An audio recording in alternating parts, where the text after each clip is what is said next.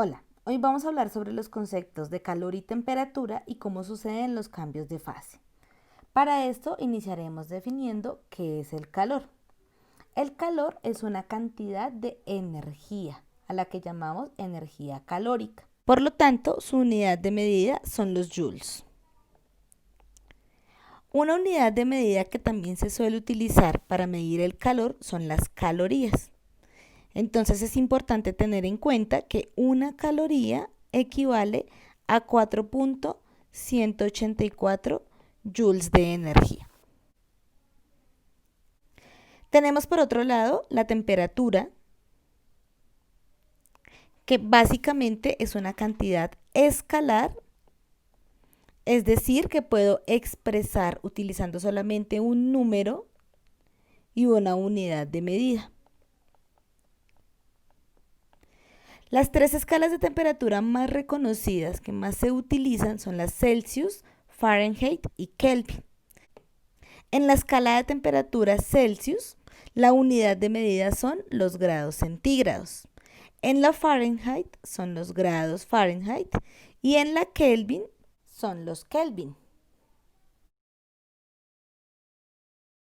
Si bien el calor y la temperatura son cantidades diferentes, están directamente relacionadas, porque el calor es una cantidad de energía, es decir, que puede tener transformaciones en un sistema, mientras que la temperatura viene a ser un indicador de la cantidad de calor en una escala específica. Es decir, la temperatura equivale a la medida de la cantidad de calor que tiene un sistema. Ahora vamos a mirar cómo puedo relacionar estos dos conceptos, calor y temperatura, con las fases de la materia.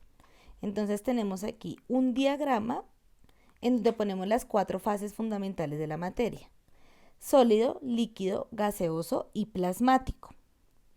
Cuando sucede una transformación, un cambio de fase que va de sólido a líquido, a este proceso lo llamamos fusión. Al sistema se le suministra calor para que pueda pasar de estado sólido a estado líquido.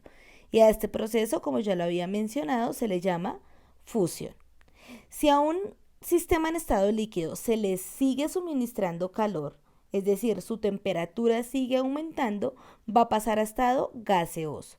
Y a este proceso lo llamamos vaporización. Y si le suministramos aún más calor y tuviese este material la posibilidad de que sus partículas sean cargadas eléctricamente, entonces pasaría a estado plasmático. Y a este proceso le llamamos como ionización. Fijémonos que en esta ruta que hemos trazado ascendente, siempre se está suministrando calor al sistema, lo que quiere decir que su temperatura se está elevando. Ahora vamos a mirar qué pasa en el proceso contrario. ¿Qué pasa cuando el sistema empieza a perder calor y por lo tanto empieza a disminuir su temperatura?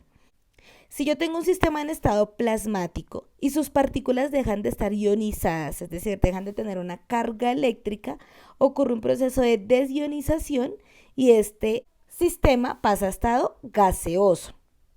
Ahora, si sigue disminuyendo su temperatura, es decir, el sistema sigue perdiendo calor, ocurrirá una condensación y pasará a estado líquido. Y luego del estado líquido, cuando pierde otra cantidad significativa de calor, es decir, su temperatura disminuye, pasa a estado sólido por medio de un proceso al que llamamos solidificación.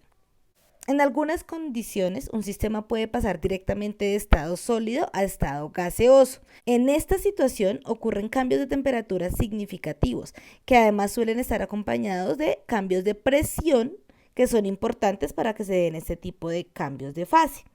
Cuando un estado pasa de sólido a gaseoso, lo llamamos sublimación. Y cuando es el sentido contrario, cuando pasa de gaseoso a sólido, lo llamamos deposición. Listo. Esta es la forma en la que se relacionan el calor y la temperatura con los cambios de fase de un sistema. Cualquier inquietud la pueden dejar en sus comentarios.